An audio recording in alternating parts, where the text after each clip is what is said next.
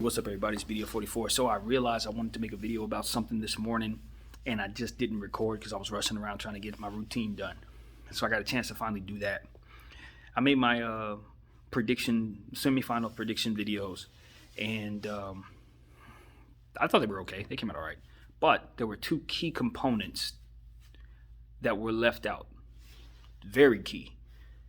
Key to the point where these two particular players can actually change things for the series. Their particular series, the series that these players, respective series they're in. That's what I'm trying to say.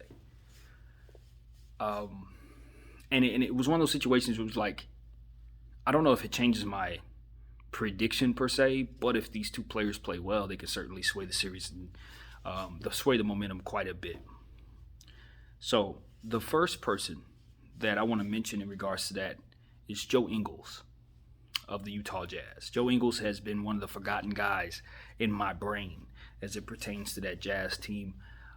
They have him available to them, and he is one of those guys where he's given you a lot in the playoffs, particularly against Paul George. And those of us who remember that series with Utah versus the Thunder, most of us do who were watching it, we remember how Joe Ingles did Paul George. He played better than Paul George throughout every game of that series, damn near. He just outplayed him. He was the better player between the two of them on both sides of the floor. It was one of the most ridiculous things you'll ever see. And Joe Ingles is the guy who's probably going to be tasked with checking Paul George in this series once again because of it. If there's a repeat performance of that, Utah is going to run through that series with ease. That's what's going to happen. If Joe Ingles wins that matchup, it's nothing to talk about. Utah's winning the series easy. So I wanted to make sure I come in here and just say, yeah, that needed to be mentioned for sure. Because at the end of the day, I do believe the Clippers are coming out of the West. I do. At this point, I think it's between them and the Phoenix Suns. But we absolutely cannot forget the dynamic between Paul George and Joe Ingles, because Joe just simply owned that man 2 years back. He owned him. That's where the playoff P came from, that era. That series was the series that he said he was playoff P, and then Joe Ingles proceeded to show us that was not the case. That the dude from the Aussie was the better player that series. And, he's one of the reasons why the Utah Jazz is such a phenomenal three-point shooting team, because he's one more consistent three-point shooter and a cog of a team full of three-point shooters. He's very consistent. He has his spots that he's very, very much, pretty much automatic from. And you gotta deal with him. He's a rugged guy. He plays hard. He does not shy away from contact, even though he's not the most athletic guy. He tends to make sure that he's in position, proper position, smart position, to get the most out of his body. And that's what I look for from Joe Ingles in this series. He's gonna have to take turns. It's gonna be a team effort trying to stop Paul George, but he's definitely gonna be the guy that's probably gonna be checking him in key moments of the game. So that is the first name I wanted to mention, was Joe Ingles. The second name I wanted to mention was a guy who I had completely forgotten about. And to be honest with you, I can't remember him now. It was two names. I swear it was two. I drug out that Joe Ingles thing long enough because I couldn't remember what the other name was. I know it'll come to me when I'm least expecting it. But the reality is this. There are things involving these series that I didn't take into account. Pieces that are on these teams, like Danny Green for the Philadelphia 76ers. It's a guy that I tend to forget about. A guy like for another guy on the Los Angeles Clippers is a guy by the name of Nicholas Batum that hasn't gotten enough conversation out of me in regards to this particular playoffs. I think he's been key. He's been great. It's been so many guys, and that's the thing. It's like when you're looking at the NBA, you can't just say, okay, I knew what happened last year and think you know what's going on this season. Nah, teams change quickly. Coaching staffs can change things even when the roster hasn't been tinkered with. If you got a different coach, you might be running an entirely different scheme with the same players. So it's like, yeah, there are some things that you definitely want to pay attention to. Close eye on matchups that have been formulating over time. Guys like the Joe Ingles, Paul George matchup. It's one of those things where it's not something that you're going to have to wonder whether or not it's going to be spirited. Both of those players are going to be wide awake for this series because of one another's presence. So it's a big deal. I did not think about that, and I'm kind of disappointed that I didn't, because when you really consider what Joe Ingles did to Paul George, it was super substantial, like super substantial. He made Paul look like a regular player, and I don't expect Paul George to play that poorly again against the Jazz, because he's got a different level of confidence at this point. I think he's playing better just in general right now. But, you know, when you got a rival like that who's gotten the best out of you in a playoff series and people were making fun of you about it, yes, you probably didn't want to see that guy. If I'm Paul George, I'm probably just kind of perturbed, I guess is the word, that I have to see the Utah Jazz.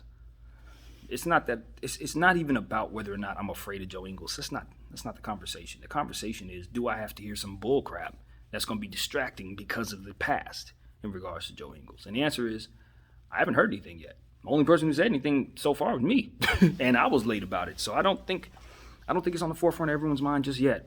But wait until them games get started. We're gonna remember quickly that Joe Ingles and Paul George is a thing, and it's a big thing in the playoffs.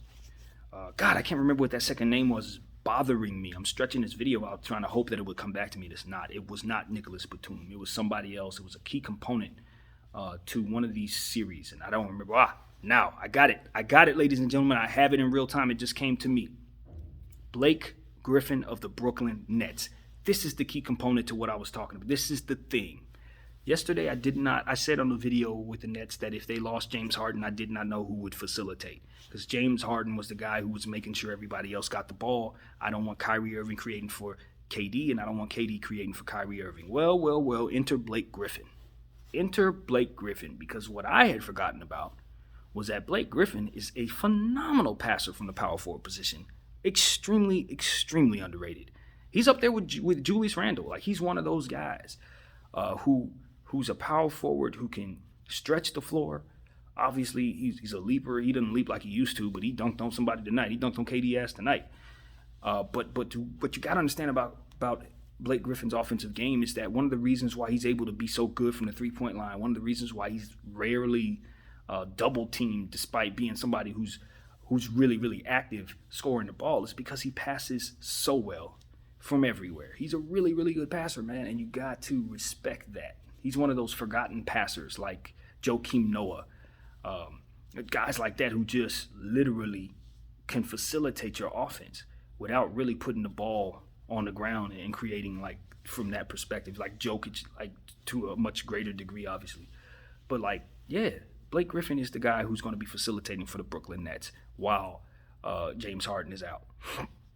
And let me tell you, I'm not saying anything that you guys don't already know. Blake Griffin in that first game looked like Blake Griffin from the Clippers. He don't look like no Detroit Blake Griffin. He ain't look like no washed up Blake Griffin. He looked like Blake Griffin from the Clippers. And if he's going to give the Brooklyn Nets that, you could say goodnight to any and every team that's coming, period. And I think they're going to say goodnight to any and every team anyway. That's just my prediction. I think the Nets are going to win this series. I don't expect the Nets to lose any more games. Now, I know that's an idiotic thing to say because basketball is nuanced and a lot of things can go left or right. But then I just look at KD and say I believe in him that much offensively. I believe in him that much to where there ain't nobody left. There's nobody left. I mean, let's just be real. The players that would concern me are already sitting on the couch. You got Steph Curry, you got LeBron James and Anthony Davis, you got Luka Doncic. These are the guys that I would not want to have to go up against if I'm him. You know, I would rather not. You don't have to see none of them people. None of those guys are going to be there. So at this point, it's just about, you know, KD just doing KD stuff. You know, Jason Tatum ain't on a great team right now. That's somebody I would be concerned with if I'm KD. Nah, like, this is the year KD wins a ring. This is the year Blake Griffin gets a ring. This is the year Kyrie Irving gets a ring. Like, I just don't see no two ways about it. I mean, they should not lose any games. You know, they shouldn't lose no games. They're going up against Milwaukee right now. Milwaukee might be the best team left to face them, to be honest with you. They up 2-0 on them boys. They running through them easy, just like I predicted. I said that Milwaukee will get a game. I'm not so sure they will. I think their best chance to get a game probably just passed. So, we'll see, man. We'll see.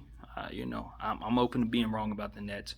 But as far as them not being able to facilitate without Harden, Blake Griffin got that. He'll hold that down for sure.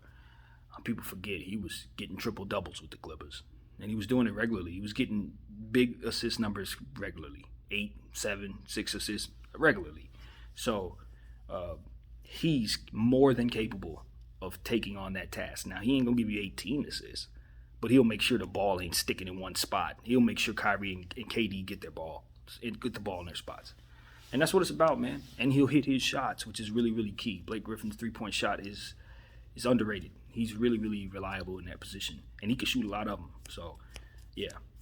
Look out for the Brooklyn Nets, of course. That's about the biggest understatement in the world. Anyway, I found it. My mind came around. Thank you guys for watching. My name is BDF44, and I'm out.